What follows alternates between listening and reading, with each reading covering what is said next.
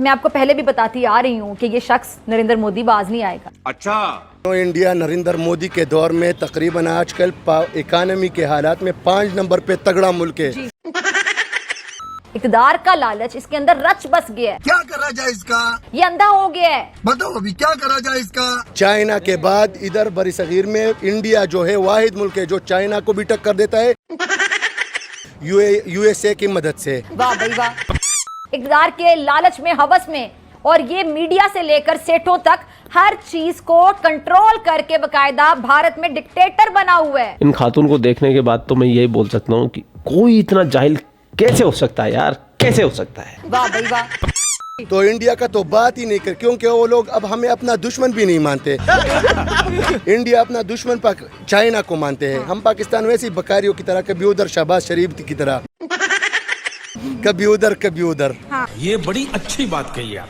ये नरेंद्र मोदी इस वक्त, और मैं तो मेरे ख्याल से इसको फ्रॉडिया अगर कह दूं तो बिल्कुल गलत नहीं होगा, दौरे हाजिर का सबसे बड़ा फ्रॉडिया है। खोपड़ी तोड़। ये तो इंडिया की लॉबी थी, उन्होंने अपनी गुर्बत खत्म करके पाकिस्तान में कन्वर्ट कर दिया। मैं अब बताता हूँ, लॉजिक बताता हूँ आपको। रात के अंधेरे में उनका मोदी भी आता है इधर, यानी वो यहाँ आते थे, पॉकेट में गुर्बत डाल के ले आते थे इधर आगे। वो सियासतदानों को दे रहे थे। नरेंद्र मोदी कातिल तो ये है ही, सभी जानते हैं कि किस तरह से ये कत्लेआम करवाता रहा है। आईफोन ने बड़े पैसे कमा लिए जब से इंडिया की तरफ शिफ्ट हुआ है। अब सैमसंग भी आएगा, बड़े बड़े ब्रांड आएंगे, और रेडी ब्रांड्स आ रहे हैं। पूरी दुनिया के ब्रांड्स इंडिया में आ रहे हैं, कह रहे हैं पैसा अगर डबल करना है सही टाइम है इंडिया पहुंच जाओ। बिजली भी सस्ती, लेबर भी सस्ती, मुल्क के अंदर दहशतगर्दी नहीं, गवर्नमेंट भी स्टेबल। मोदी जी का वादा है कि सेमीकंडक्टर में भी इन्वेस्ट करोगे तो रेवेन्यू यहाँ से यहाँ पहुँचा देंगे। इंडिया तो पूरी दुनिया का पैसा डबल करके उसको दे रहा है। वाह भाई वाह। देखो जी, बात यह है कि दहशतगर्द कौन बनाता है? हाँ। हम खुद बनाते हैं। अल्लाह तौबा। यहाँ पर आटे का बोरान सुनते जाइए, यहाँ पर चीनी का बोरान सुनते जाइए, यहाँ पर खाने का बोरान सुनते जाइए, पीने का, हर एक चीज का यहाँ पर आप देखें, हर चीज ना बहरान है। यहाँ पे सांस लेना भी जो है उसके ऊपर भी टैक्स है। अरे अरे अरे अरे, ये तो होना ही था। देखें जैसे अभी IMF के कर्जे के नीचे हम लोग दबे हुए हैं। IMF कड़ी शराइत के साथ कर्ज देने पर बामुश्किल राजी हुआ। हमें कर्जे की किस्त अदा करने के लिए भी कर्जा ही लेना पड़ता है। IMF जराए बता रहे हैं कि जो सब्सिडी है जो बिजली के ऊपर दी गई है चंद यूनिट्स के ऊपर, उसको भी IMF की तरफ से नॉट नहीं मिल रहा, गो अहेड नहीं मिल रहा। और इस सब में IMF का जो प्रोग्राम है वो भी ऐसा मालूम होता है कि एक पेंडुलम की तरह बीच में लटका हुआ है। तो ये वाकई बहुत बड़ी अचीवमेंट है। आप जितने भी पाकिस्तानियों को सुनेंगे वो एक कॉमन बात जरूर बोलेंगे। इंडिया 10-100 साल बाद भी पाकिस्तान ज्यादा वेपन नहीं बना। मदर से चापो, यानी इंडिया को हम तबाह कर सकते हैं। वाह बेटा। इंडिया को चाहिए कि ये हमें दे दे जम्मू कश्मीर जो है। कश्मीरियों के ऊपर जुल्म हो रहा है। जाहिल। उनकी औकात ही नहीं है कि वो हमारे साथ लड़े। हम मुसलमान हैं, वो हमारे साथ लड़ ही नहीं सकते। वो हमारा है कश्मीर। आपकी औकात बता रहा हूँ सर, बुरा नहीं मानना सर। जब तक ये जो भूत है ना कश्मीर का आपकी रूहों से ना निकालने, जिन्न आपके अंदर से ना निकालने। देखो आप लोग जितना कश्मीर कश्मीर कश्मीर करोगे ना, इतना टेम्परेचर बढ़ाएंगे, तुम्हारी थालियों से रोटियां चली जाएंगी। कश्मीर बनेगा पाकिस्तान, कश्मीरियों से नख्ता किया ला इलाहा इल्लल्लाह। बोलो बोलो, हमें TTP की जरूरत नहीं है, हम आपको ऐसे ही ठोकेंगे। वाह भाई वाह। और पाकिस्तान की नंबर 1 न्यूज एंकर फिजा खलीफा तो हर दूसरे दिन कश्मीर मांगती रहती है। कभी जयशंकर जी से मांगती है, कभी अमित शाह से मांगती है, कभी नरेंद्र मोदी जी से मांगती है, और इसको मिलता है।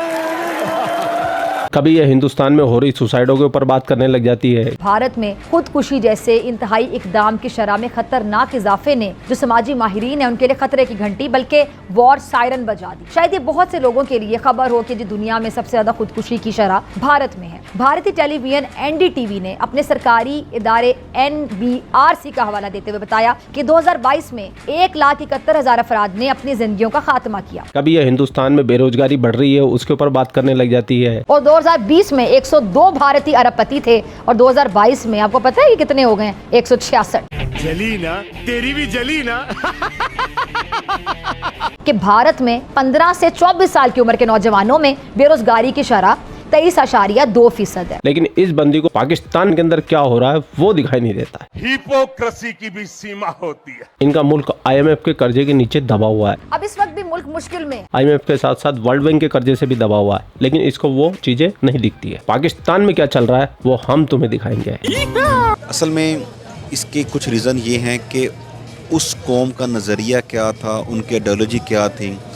हम अभी तक 4G को देखें तो हमारे पाकिस्तान कुछ एरिया में 4G होता है, कुछ में 3G है, कुछ में H+ है, कुछ में ER, हमारा नेट नहीं ठीक चल रहा है। इंडिया देखें आप, UK का वो भी इंडियन है, गूगल का CEO वो इंडियन है, माइक्रोसॉफ्ट का वो इंडियन है, ट्विटर का वो इंडियन है, वो टेक्नोलॉजी में छा गए। हम हर लिहाज से बहुत पीछे हैं। रीज़न क्या है? हमारी करप्शन। हमारे यहाँ पे जो तीसरी फोर्स आती है, हर 10-20 साल बाद आते हैं और 10 साल मुल्क में हुक्मरानी करके चले जाते हैं और उन्हें कोई पूछने वाला नहीं है। हमारी तरजीहात ही डिफरेंट हैं। मैं आपको छोटे एग्जांपल देता हूँ। क्रिकेट मैच देखा ना कभी पाकिस्तान इंडिया का, मुझे तो इत्तेफाक हुआ इंडिया के स्पोर्ट्स चैनल पर क्रिकेट मैच देखने का। अब उनके ऐड क्या आ रहे थे, फ़लाँ टेक्नोलॉजी हमने बना ली है, हम ये ऐप यूज़ करें, ये टेक्नोलॉजी है, ये ऐप यूज़ करें, टेक्नोलॉजी है। और पाकिस्तान के ऐड क्या होते हैं, लक्स, पेप्सी, लक्स शैम्पू से नहीं बाहर निकल रहे हम, और या एरियल, सर्फ एक्सल, हम इससे बाहर नहीं निकल पा रहे। हम हर लिहाज से पीछे हैं। हमें टेक्नोलॉजी में आगे कैसे बढ़ेगा जब हम रिसर्च बेस्ड यूनिवर्सिटीज़ होंगी, यहाँ पे इन्वेस्टमेंट आएंगी, इस लगेंगी, यहाँ पे लोगों को मौका मिलेगा कि वो रिसर्च करके इस मुल्क के लिए कुछ करें। हम तो अभी कुछ भी रिसर्च बेस्ड, हमारी कोई टेक्नोलॉजी नहीं है। हमारे पास तो एजुकेशन भी है, वो जस्ट जनरल एजुकेशन है।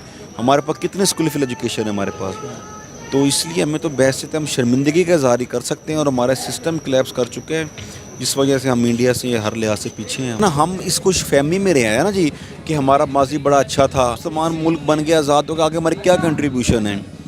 इंडिया आज पाकिस्तान में 3 रुपये, इंडिया का 1 रुपया है।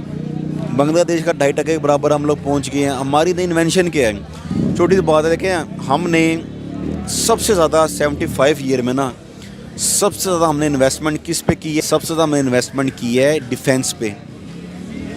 अब डिफेंस है नॉट सेल फॉर है, यानी कि हमने सबसे ज़्यादा जिस चीज़ पे इन्वेस्टमेंट किया वो हम सेल ही नहीं कर सकते। कि हम अजीब कौम, हमारे विजन ही कोई नहीं है कि जितनी इन्वेस्टमेंट हमने इस एटॉमिक बम पे और डिफेंस में लगाई है, अगर ये इतनी इन्वेस्टमेंट हम किसी और चीज़ पे लगाते हैं, अब दुनिया कहाँ से कहाँ पहुँच चुके होते हैं। ऑल दो एटॉम हमारे एक बेसिक नीड है, लेकिन हमने उससे गेन क्या किया है। हम एटम बम बना के भी बिजली पूरी नहीं कर पा रहे।